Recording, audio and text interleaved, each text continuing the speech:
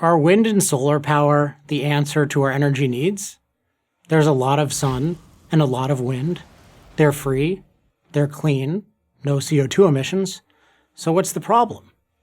Why do solar and wind combined provide less than 2% of the world's energy? To answer these questions, we need to understand what makes energy, or anything else for that matter, cheap and plentiful. For something to be cheap and plentiful, every part of the process to produce it, including every input that goes into it, must be cheap and plentiful. Yes, the sun is free. Yes, wind is free. But the process of turning sunlight and wind into usable energy on a mass scale is far from free. In fact, compared to the other sources of energy, fossil fuels, nuclear power, and hydroelectric power, solar and wind power are very expensive. The basic problem is that sunlight and wind as energy sources are both weak, the more technical term is dilute, and unreliable, the more technical term is intermittent. It takes a lot of resources to collect and concentrate them, and even more resources to make them available on demand. These are called the diluteness problem and the intermittency problem.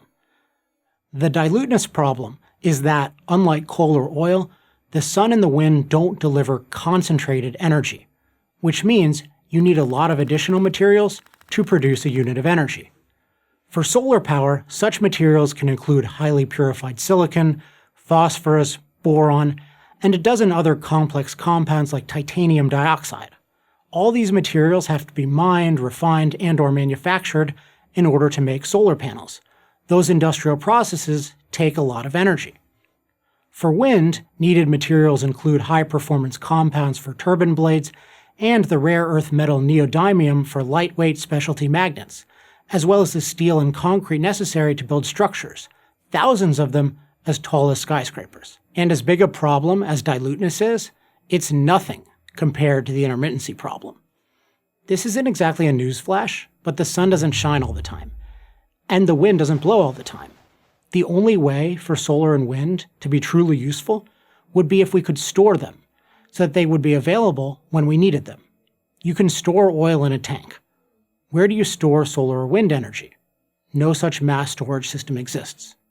Which is why, in the entire world, there is not one real or proposed independent freestanding solar or wind power plant. All of them require backup. And guess what the go-to backup is? Fossil fuel. Here's what solar and wind electricity look like in Germany, which is the world's leader in renewables. The word erratic leaps to mind. Wind is constantly varying, sometimes disappearing completely. And solar produces little in the winter months when Germany most needs energy. Therefore, some reliable source of energy is needed to do the heavy lifting. In Germany's case, that energy is coal. So, while Germany has spent tens of billions of dollars to subsidize solar panels and windmills, fossil fuel use in that nation has not decreased, it's increased, and less than 10% of their total energy is generated by solar and wind. Furthermore, switching back and forth between solar and wind and coal to maintain a steady flow of energy is costly.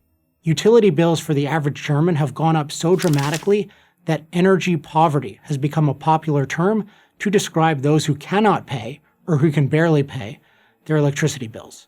If those bills one day go down, the reason will not be more solar and wind energy, but lower oil and coal prices.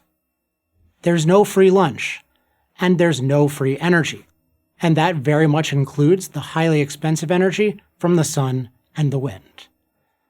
I'm Alex Epstein of the Center for Industrial Progress for Prager University. To subscribe to our YouTube channel, click here. To help keep our videos free, donate here.